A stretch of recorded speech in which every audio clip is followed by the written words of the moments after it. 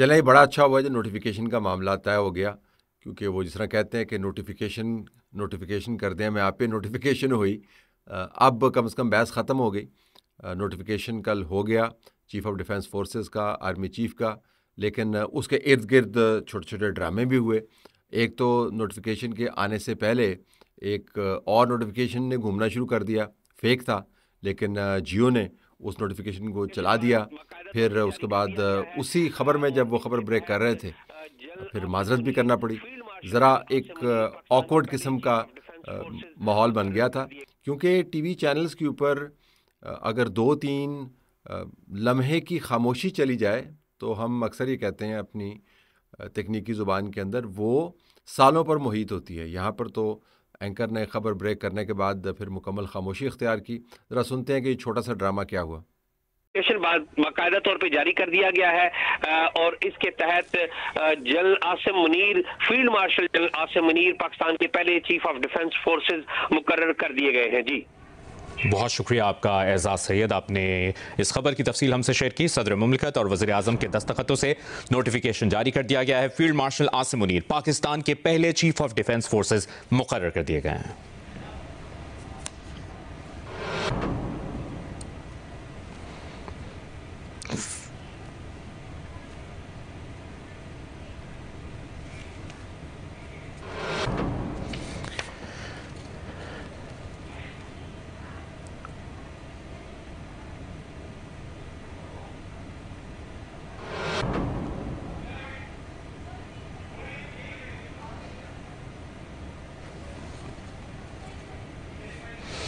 और इसी दौरान एक ताज़ा तरीन कंफर्मेशन सामने आई है और ये खबर सामने आई है कि ये एक फेक नोटिफिकेशन है। ये हो जाता है चैनल्स के अंदर, कोई इतना बड़ा मसला नहीं है। ये तेज़ ख़बर चलाने में और जल्दी ख़बर चलाने में, ख़बर उनके पास थी, ख़बर दूसरे चैनल्स के पास भी थी, लेकिन साथ जो इमेज लगा दिया वो इमेज दुरुस्त नहीं था। ज़रा नोटिफिकेशन के ऊपर सदर के और वज़ीर आज़म के इस तरह दस्तखत तो नहीं होने थे, वो एक ख़ास तरीके से आता है। ऑर्डर्स के ऊपर दस्तखत होते हैं, लेकिन नोटिफिकेशन के ऊपर इस तरह दस्तखत नहीं होते। लेकिन ये हो जाता है, कोई बड़ा मसला नहीं था। तो 3 घंटे के बाद नोटिफिकेशन भी जारी हो गया, लेकिन उस 3 घंटे के अंदर तमाम कौम की तवज्जो जो है वो इंफॉर्मेशन मिनिस्टर और लॉ मिनिस्टर की धुआंधार प्रेस कॉन्फ्रेंस पर रही, जिसके अंदर आर्मी चीफ और चीफ ऑफ डिफेंस फोर्सेस के जो नोटिफिकेशन है उस पर भी सवाल हुए, लेकिन उन्होंने सवालों को डिफ्लेक्ट कर दिया।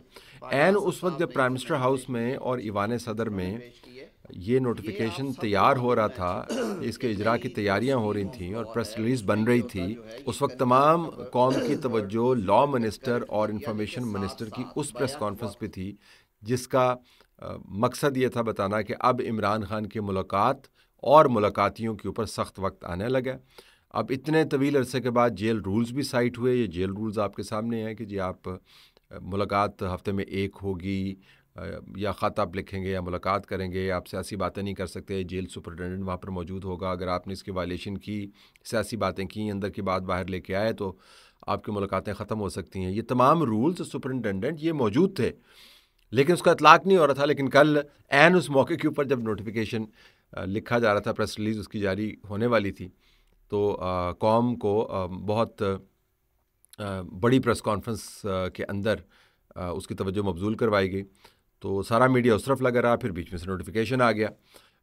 मैं ये नहीं कहता कि ये नोटिफिकेशन के मामले से तवज्जो हटाने के लिए प्रेस कॉन्फ्रेंस की गई थी, उस प्रेस कॉन्फ्रेंस के अपनी इम्प्लिकेशंस हैं। लेकिन ये हमने ज़रूर नोट किया है कि पिछले 2-3 माह के अंदर जब ये तमाम मामला चल रहा था कि आपने तमाम सिक्योरिटी का निज़ाम तब्दील करना है, तो अडयाला के इर्द गिर्द जो एक्टिविटी है बहुत बढ़ गई थी। सोहेल आफरीदी साहब को मैं पहले भी कह चुका हूँ, इस निज़ाम को सलाम करना चाहिए। उन्होंने बहुत ताउन किया, उन्होंने बहुत ज़बरदस्त नारे मारे, उन्होंने धमकियाँ दी। उन्होंने 27 की रात को जब नोटिफिकेशन का इजरा होना चाहिए था, उस वक्त उन्होंने धरना भी दिया वहाँ पे, तो तमाम कैमरे उनके ऊपर रहे। लेकिन अब चूँकि नोटिफिकेशन का इजरा हो गया, तो अब हमें पता चला कि अडयाला के गिर्द जो है मामला वो ख़त्म होने वाला। तो नोटिफिकेशन का मामला भी ख़त्म हुआ और अडयाला के गिर्द जो आपने तमाम एक्टिविटी जनरेट की हुई थी, उसके अख्ताम की खबरें भी कल प्रेस कॉन्फ्रेंस के अंदर आई। अब आप नोटिफिकेशन के अंदर आ जाएं, बड़ा सादा सा, बड़ा वाज़ेह है। अगरचे एक छोटा सा ड्रामा इसके साथ बाद में भी हो, मैं बाद में भी आपको बताता हूँ क्या ड्रामा था, लेकिन नोटिफिकेशन के अंदर जो लिखा गया वो पहले से हम आपको बता चुके हैं कि जिस तारीख से नोटिफिकेशन का इजरा होना है उस तारीख से चीफ़ ऑफ डिफेंस फोर्सेस बनेंगे। फील्ड मार्शल आसिम मुनीर पहले चीफ़ ऑफ डिफेंस फोर्सेस हैं, और उसी दिन से, जिस दिन से इनका चीफ़ ऑफ डिफेंस फोर्सेस का ओहदा शुरू होना है 4 दिसंबर से, उसी दिन से इनका नया टेन्योर बतौर आर्मी चीफ भी शुरू हो जाएगा। एक और चीज़ जो इसके अंदर आई वो एयर चीफ की 2 साल की एक्सटेंशन, और वो एक्सटेंशन तब से लागू होगी जब उनका 2026 में मौजूदा ओहदा ख़त्म हो गया, उसके अंदर 2 साल का और इजाफा कर दिया गया। अब वो मार्च 2028 को रिटायर होंगे। तो एयर चीफ और आर्मी चीफ 2 साल के फ़र्क के साथ अब रिटायर होंगे। आर्मी चीफ और चीफ ऑफ डिफेंस फोर्सेस 2030 के अंदर, और एयर चीफ जो हैं वो रिटायर होंगे 2028 के अंदर। जब नोटिफिकेशन का इजरा हो गया, इतना वक्त भी इसके ऊपर लगाया, तो पता ही चला कि उसके ऊपर तारीख नहीं लिखी हुई थी, तो बग़ैर तारीख वाला नोटिफिकेशन जारी हो गया। सिर्फ उसमें महीना लिखा हुआ था, तो हम सारे हैरान थे कि भाई इसमें क्या हिकमत है, क्योंकि हमें ज़ाहिर है हर चीज़ में हिकमत हमने तलाश करनी है, क्योंकि हर चीज़ में हिकमत होती है, तो हमें हिकमत समझ नहीं आ रही थी। फिर हमने सोचा कि शायद ये नया नोटिफिकेशन का अंदाज़ है कि इसके अंदर तारीख डालना ज़रूरी नहीं है, लेकिन फिर तारीख वाला नोटिफिकेशन आ गया, वो इस वक्त आपके सामने है। तो सब्ज़ रंग के पेन के साथ उसके अंदर 4 तारीख डाल दी गई। अब जाके नोटिफिकेशन का मामला ख़त्म हो गया, अब ये बहस ख़त्म हो गई है। अच्छा, अब ये इतना कौम को एक इंगेज रखा गया, उनकी तवानाइयाँ सर्व करवाई गई और बहस इसके ऊपर हुई, अडयाला के गिर्द एक्टिविटी हुई। अब वो भी अगर खैर ख़त्म हो जाएगी। अब मैं सोच रहा हूँ कि हम बात किस पे करेंगे, नोटिफिकेशन भी ख़त्म हो गया, अडयाला भी ख़त्म हो गया, तो बात किस पे करेंगे। इश्यूज़ हैं हमारे पास, लेकिन इन दोनों पर बात मेरे ख्याल में कम होती जाएगी। तो अब परखेंगे कैसे कि ये तमाम तवज्जो, ये तमाम तब्दीली, ये तमाम तवानाइयों का इसराफ़ और वक्त का इस्तेमाल, इसका नतीजा क्या निकला।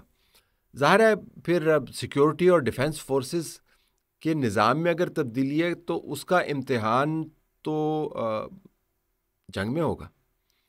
यानी जंग होगी तो पता चलेगा कि ये नया निज़ाम है, ये पिछले निज़ाम की निस्बत कितना एफिशिएंटली जंग को लड़ेगा। अब इसमें 2 मसले हैं। एक तो ये कि हमें जंग की ख्वाहिश नहीं करनी चाहिए, और ना ही हमारी स्टेटेड पॉलिसी है, और ना ही बतौर शहरी हम चाहते हैं कि जंग की हम ख्वाहिश करें और उम्मीद करते हैं कि जंग नहीं होगी। और अगर हमारी उम्मीद भर आती है तो फिर ज़ाहिर जंग नहीं होगी। तो अगर जंग नहीं होगी तो फिर कैसे पता चलेगा कि इतनी बड़ी जो तब्दीली लाए हैं निज़ाम के अंदर बड़ा एफिशिएंटली काम कर रहा है, कोई और तो उसका मयार नहीं हो सकता।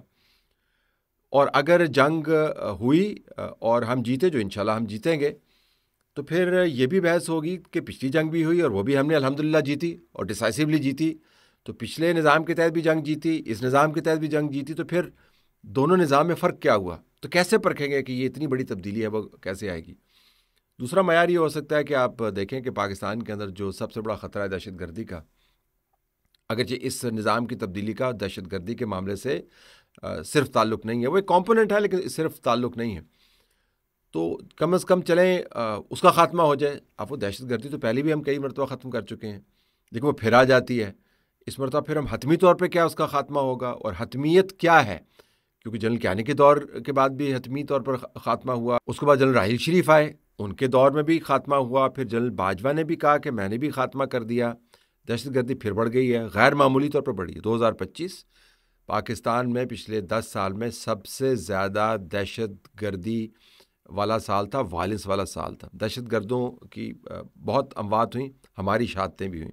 लेकिन 2015 के बाद 2025 के 11 महीने, जो 12वां महीना शुरू हो गया है, सबसे ज़्यादा दहशतगर्दी बढ़ी। तो अगर इसका ख़ात्मा हो जाता है तो फिर हम कहेंगे कि चलें ठीक है, पता नहीं बाकी चीज़ों का तो इम्तिहान अल्लाह ना ही लाए, क्योंकि हम नहीं चाहते कि जंग हो, और जब आएगा तो इंशाल्लाह जीतेंगे। तो ये दहशतगर्दी का हमने ख़ात्मा कर दिया, तो ये एक मयार मुकर्रर हो सकता है, लेकिन वो एक सिंपल कॉम्पोनेंट होगा। जिस तरह मैंने पहले बताया कि पहले भी हम ये बग़ैर नोटिफिकेशन के मामले के हम ये दहशतगर्दी की जंग कई मरतबा जीत चुके हैं, दोबारा से इसका आगाज़ हो जाता है। फिर एक तीसरा मयार यही होगा कि पाकिस्तान बड़ी तरक्की करेगा, और आर्मी चीफ ने गैर रस्मी गुफ्तगू करते हुए सहाफ़ियों से बात की है, और एक ट्वीट हम आपको दिखा देते हैं जिसमें कहा गया जी कि चीज़ें ठीक हो रही हैं और मज़ीद ठीक होंगी, और पाकिस्तान एक उड़ान भरेगा। अब ये नई उड़ान भरवाने के लिए पाकिस्तान के पास 5 साल हैं और बीच में इंतखाबात भी आने हैं। 2029 के अंदर अगर पहले नहीं हो गए इंतखाबात होने हैं और बीच में ज़ाहिर 2028 में एयर चीफ ने चले जाना है और 2030 आपको इस वक्त 2025 में दूर लग रहा होगा, लेकिन मैं आपको बता सकता हूँ एक ऐसे सहाफ़ी के तौर पे जिसने जनरल ज़ियाउल हक से आगाज़ किया बड़ी मामलात को देखने का उनके दौर से, तब से लेके अब तक हमने बहुत से अदवार देखे सिविलियन मिलिट्री। तो 5 साल लगते ज़्यादा लेकिन बहुत जल्दी गुजर जाते हैं।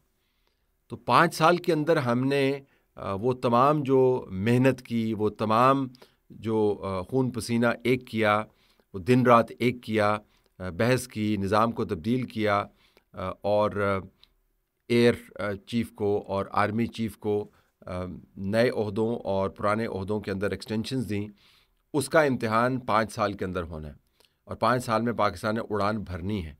और अगर उड़ान वो ना हुई जो हम उम्मीद करते हैं कि होगी, लेकिन अगर वो ना हुई जिसका बहुत तज़किरा किया जाता कि यूं होगा पाकिस्तान के साथ, तो फिर ज़ाहिर है हम कैसे जानेंगे कि इतनी बड़ी तब्दीली का फ़ायदा आवाम को क्या हुआ। तो कौन जज करेगा इस तब्दीली को? जंग जज नहीं कर सकती क्योंकि हम जंग चाहते नहीं हैं बिल्कुल, और अगर आएगी तो हम जीतेंगे, लेकिन पहली जंग भी अब जीत चुके हैं। दहशतगर्दी के ख़िलाफ़ जंग जो है वो हम कई मरतबा जीत चुके हैं। 5 साल के अंदर पाकिस्तान उड़ान कितनी भरेगा, कितने फ़ीसद GDP में इजाफ़ा होगा, हम तरक्की याफ्ता ममालिक के दरवाज़े के ऊपर जाके दस्तक दे के दरवाज़े में से गुज़र के दूसरी तरफ चले जाएंगे, ये होगा या नहीं होगा। तो इस तमाम काविश को जज करने का अब एक ही मयार रह गया है और वो जजमेंट होगी तारीख़ की। तारीख़ इसको जज करेगी कि हमने जो निज़ाम में इतनी बड़ी तब्दीली लेके आए हैं, वो तब्दीली हकीकत में निज़ाम के अंदर आने के बाद मुल्क के लिए फ़ायदेमंद कितनी साबित हुई। तो हम तारीख़ की जजमेंट का इंतज़ार करेंगे।